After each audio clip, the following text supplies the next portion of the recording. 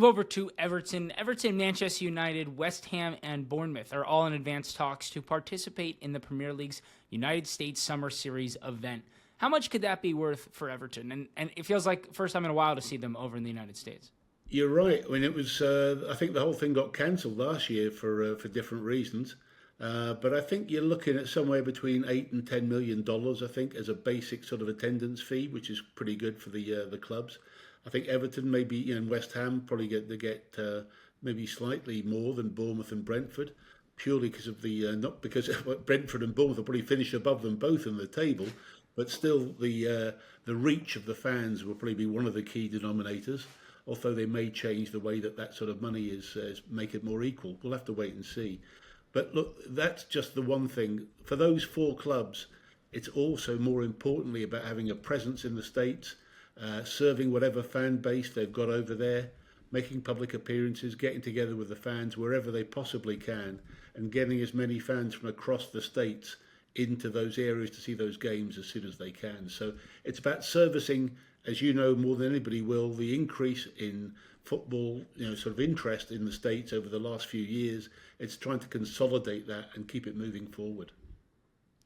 And we know Jared Branthwaite has been a hot topic over the past 18 months or so. What would his new contract have to be at Everton in order to keep potential suitors away in the summer and keep Branthwaite happy at the club?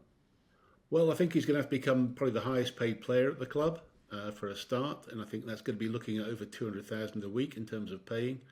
And if they're going to get a new contract, then they're going to have to put in some sort of clause in order to, to keep him there and to make sure that there's an actual break clause in there, and that's going to have to be well over 100 million, I think, is what they should be looking at.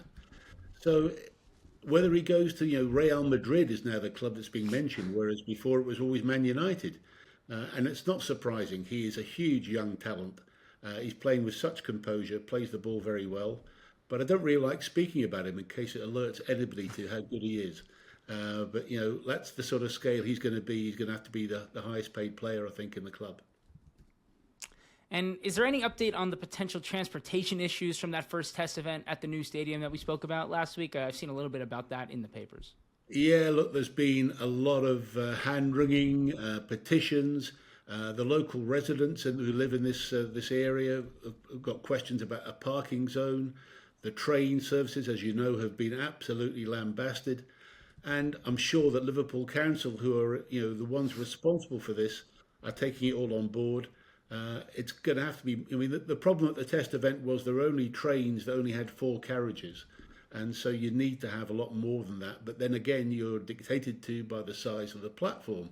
I've been around through all these traffic issues on stadiums before, but something will have to be done. There's talk about trams, there's talk about all sorts of things. But look, this is great because the test event has put shone a big light on this, and it will be resolved. So certainly before the games kick off in August, and we've got another 2 events coming up. The work will be done, and I'm convinced that there'll be a satisfactory solution to make sure the stadium gets the transportation it deserves.